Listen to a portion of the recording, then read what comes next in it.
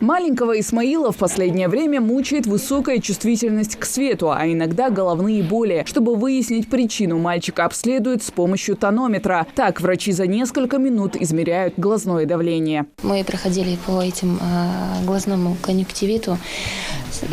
Пришли, нам обслужили очень хорошо.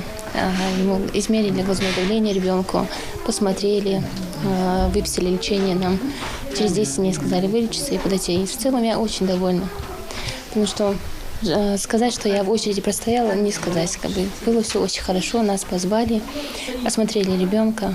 То есть все хорошо, мне очень нравится. Они лечат зеркало души. В городской детской поликлинике Назрани работает 3 детских офтальмолога. На смену одного окулиста приходится порядка 25 маленьких пациентов. Милана Алиева работает здесь недавно. Общий язык с детьми находит быстро. Поддержать и помочь ласковым словом уже с порога кабинета с этого начинает свой прием. Особенность с работы маленькими детьми заключается в том, что ребенок не всегда может сказать о своих жалобах, что его беспокоит. В основном мы акцент делаем на жалобу мамы, которая нам рассказывает. И большую помощь нам в этом, конечно, дает современное оборудование, которое у нас стоит. Аппарат ЭФИ, компьютерный томограф, фундус, камера и многое другое. Закупили новое оборудование в детской поликлинике несколько лет назад. Все благодаря нацпроекту здравоохранения, который заложен в региональную программу поддержки первичного звена здравоохранения. Так врачи городской поликлиники перешли на новый уровень диагностики и получили более широкие возможности лечения. Это авторефрактометр. Он позволяет проводить диагностическую процедуру в офтальмологии, которая позволяет проводить диагностику близорукости, дальнозоркости и астигматизма. До появления аппарата данная диагностическая процедура была более затруднительной и проводилась с участием самого пациента. Теперь же, вне участия этого пациента, сам аппарат проводит полную и точную диагностику.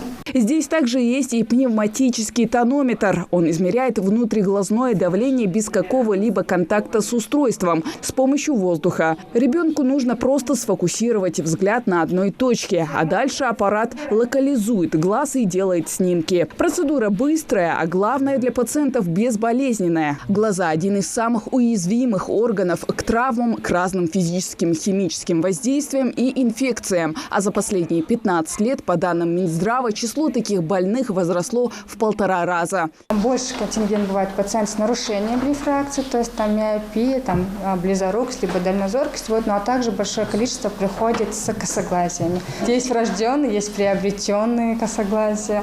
А также нарушение рефракции больше, например, бывает связано с телефоном, если это какой-то спазм аккомодации, то, что детки все время сидят за телефоном.